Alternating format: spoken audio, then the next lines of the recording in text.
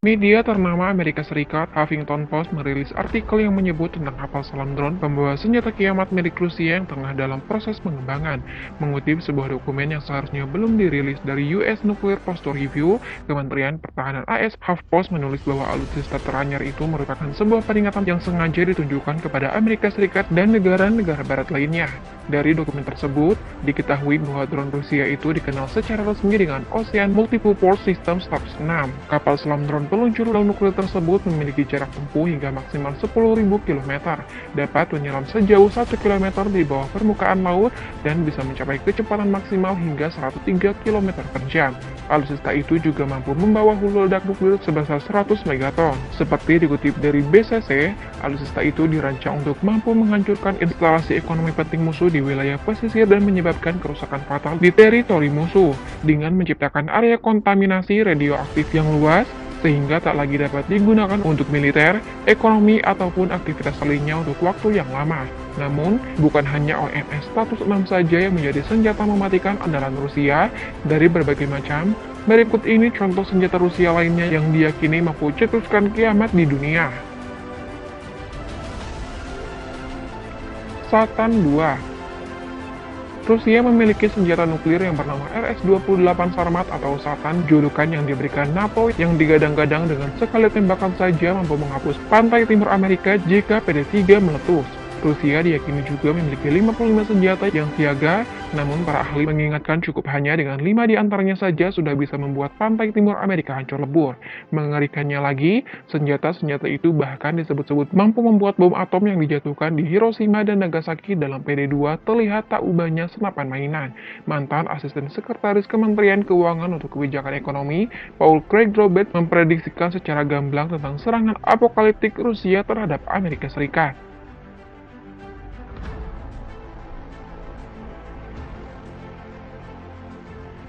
Jet tempur Sukhoi generasi kelima. Andrei Frolov, pemimpin redaksi majalah Export for Genie, memprediksi salah satu yang akan diadakan adalah jet tempur generasi kelima Sukhoi T-50. Pemerintah tidak punya uang untuk mendapatkan 50 pesawat ini seperti yang diharapkan sebelum krisis, jadi pesanannya akan datang dalam jumlah yang lebih sedikit, kata Frolov. Selain T-50, negara juga akan mendapatkan Sukhoi Su-34 dan juga Su-30SM. Militer Rusia juga akan memperbarui pengebom strategis Tupolev Tu-160M2 dan pengebom jarak jauh Tu-20M3 menjadi sesuai standar Tu-22M3M. Tsar Bomba.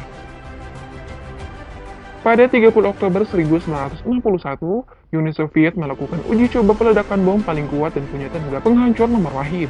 Bom itu resminya bernama RDS-220. Namun pihak barat menjulukinya Tsar Bomba, raja atau kaisar dari segala bom. Kekuatannya 53 megaton, setara dengan 10 kali total bom yang meledak pada Perang Dunia Kedua, atau 1.400 kali lebih dahsyat dari gabungan bom atom Hiroshima dan juga Nagasaki. Jika diledakkan di daratan, negara pun bisa hancur karenanya. Senjata berkode V-nya itu adalah senjata nuklir paling kuat yang pernah diledakkan.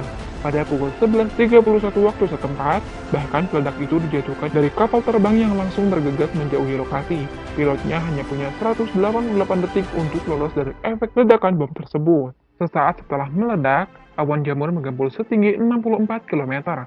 Ionisasi dari ledakan menyebabkan gangguan radio komunikasi selama berjam-jam.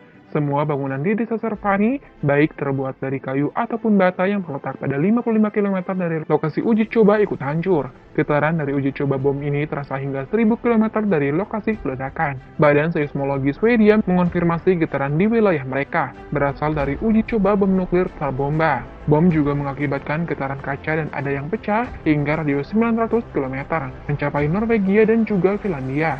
Dampak luar biasa dari Tsar Bomba hanya setengahnya dari efek maksimumnya, yang kekuatannya 100 megaton. Untung senjata itu tak sempat digunakan dalam perang. Jika sebaliknya yang terjadi, niscaya yang terjadi adalah bencana. Pemimpin Uni Soviet kala itu mengatakan langkah ini merupakan cara untuk menunjukkan kepada negara barat bahwa Soviet patut menjadi negara adidaya, atau dalam istilah mereka disebut Pushkinamat, demikian seperti dimuat situs Gizmodo. Kapal selam terbang. Ahli mesin Uni Soviet Boris Ushakov mengembangkan sebuah cetak biru untuk pesawat 3 mesin. Guna dari salah satu mesin itu adalah penutup lambung luar kapal, sehingga menyebabkan pesawat tersebut tidak cuma bisa terbang namun juga menyelam. Kapal selam terbang itu juga dilengkapi 2 buah torpedo yang dipersiapkan menjadi senjata ampuh untuk melawan musuh. Proyek ini sempat terhenti pada tahun 1939, namun pada tahun 1943, atas perintah Dinas Rahasia Uni Soviet, proyek ini dilanjutkan. Prototip pertamanya diluncurkan pada 1947. Proyek ambisius tersebut dihentikan bertepatan dengan berakhirnya Perang Dunia I.